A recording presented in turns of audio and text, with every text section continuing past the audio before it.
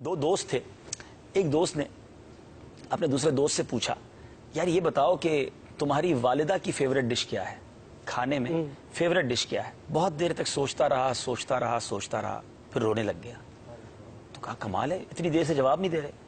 वो western world का शख्स था जिसने ये सवाल किया था। तो उसने कहा कि मेरी माँ की पसंदीदा चीज जो है ना, वो बचा हुआ सालन और बची हुई रोटी है। अब उसके पस मंजर में उसने पूछा ये क्या बात की। और मैं अब आज अपने दिल के तासुरात पेश कर रहा हूँ। आज मेरी उम्र 40 साल से ज्यादा हो गई है। मुझे आज तक याद नहीं है कि मेरी माँ ने कभी खाना बनाकर ये कहा हो कि ये मेरी आज पसंदीदा चीज मैंने बनाई है। और ये हम सबके साथ हुआ होगा कि माँ ने कभी ये नहीं कहा होगा कि बेटा आज बिरयानी बनाई है, ये मुझे पसंद है। माँ ने कभी कहा होगा कि बेटा ये आज मेरे बेटे की पसंद की मैंने बनाई है, या हमारे वालिद साहब के पसंद की बनाई, या छोटी बहन की पसंद की बनाई। और माँ ने क्या खाया? जो हमने बचाया, जो हमने छोड़ा। ये है माँ। कभी उसने अपनी जात के लिए क्या सोचा?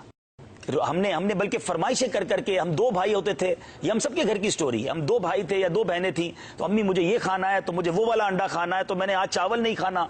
तो माँ ने दोनों के लिए अलग अलग खाने बनाए। माँ को हमने होटल वाली समझा, उससे जो कहा उसने हमें पकाकर खिलाया।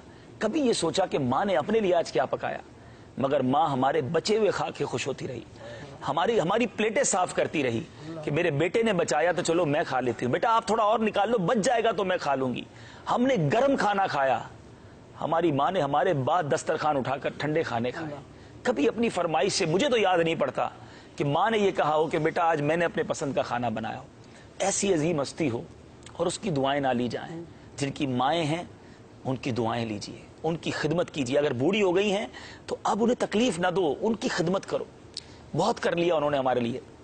बीमार है तो ये रब का एक तरह से, मैं समझता हूं, ये पता नहीं मेरी बात दुरुस्त है कि नहीं, कि जिसके वालिदैन बीमार हो जाए ना, या ऐसी पोजीशन में आ जाए कि अब उनकी खिदमत की हाजत है, तो ये बेटे के लिए खुशबख्ती का वक्त भी है कि अल्लाह ने जिंदगी में अब तुम्हें वक्त दिया है खिदमत करने का। वरना कई माँ बाप बच्चों को खिदमत का मौका ही नहीं देते, पहले ही चले जाते हैं, खुदमत करते करते ही चले जाते हैं।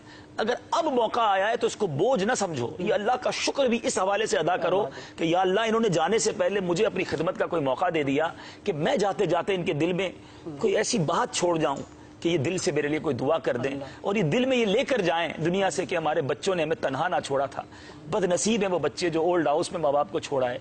बदनसीब है वो बच्चे जिन्होंने सर्वेंट के नाम पर, मुलाजमीन के नाम पर माँ बाप को हवाले कर दिया। ऐसा ना करें, जितना हो सके इनकी खिदमत करें। ये कारोबार, ये दुनिया, ये हमारे बच्चे बीवी सब बाद में चलता रहेगा।